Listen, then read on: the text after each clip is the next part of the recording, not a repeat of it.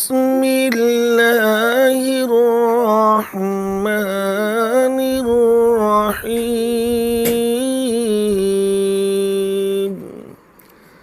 ويعلمهم الكتاب والحكمة وإن كانوا من قبل لفي ضلال مبين۔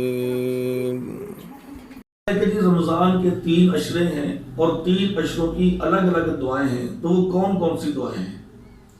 پہلی بات تو یہ میرے بھائیوں، یہ جو اکثر علماء کرام اپنے واعظوں میں، اپنے خطبوں میں، تقریروں میں یہ حدیث بیان کرتے ہیں کہ رمضان کے اللہ تعالیٰ نے 3 عشرے بنائے ہیں۔ ایک عشرہ رحمت کا ہے، دوسرا بخشش کا ہے، تیسرا گناہوں سے معافی کا۔ تو میرے بھائیوں، پہلی بات تو یہ ہے کہ یہ حدیث سرے سے صحیح ہے ہی نہیں ہے۔ جب یہ حدیث ہی صحیح نہیں ہے تو پھر اس کی جو تقسیم ہے وہ ہم کیسے کر سکتے ہیں؟ اس حدیث کے اوپر تمام محدثین نے اجرا کی ہے، تمام محدثین نے۔ دیکھیے، اس حدیث کے بارے میں امام ابو حاتم رحمہ اللہ نے کہا کہ اس کے اندر ایک راوی ہے علی بن زید جدعان، یہ راوی منکر الحدیث ہے۔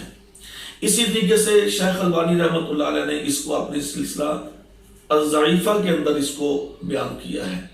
اسی طریقے سے امام نسائی رحمۃ اللہ علیہ نے، اور اسی طریقے سے ابن کثیر رحمۃ اللہ علیہ نے، اور تمام تر محدثین نے اس روایت کو ضعیف قرار دیا ہے۔ یہ روایت صحیح نہیں ہے کہ رمضان کے 3 عشرے ہیں، یعنی کہ عشرے تو 3 ہی ہیں، اس کا مطلب یہ نہیں کہ عشرے 3 نہیں، یعنی کہ جو رمضان کے الگ الگ عشرے ہیں ان کی الگ الگ جو فضیلتیں ہیں، یہ کسی بھی صحیح حدیث سے ثابت نہیں ہے۔ دیکھیں، رسول اللہ صلی اللہ علیہ وسلم نے ایک سادہ سا قلیہ میں بتا دیا کہ جی رمضان کے اندر کوئی بھی تم عمل کرو گے وہ 1 سے 10 اور 10 سے 700 گنا تک بڑھ جاتا ہے۔ اس میں پہلے عشرے کی، دوسرے عشرے کی، تیسرے عشرے کی کوئی بات بیان نہیں کی گئی۔ تو لہٰذا یہ جو پہلا عشرہ رحمت کا، مغفرت کا، بخشش کا، یہ جو عشروں کو تخصیص کیا ہوا ہے، یہ روایت صحیح نہیں ہے۔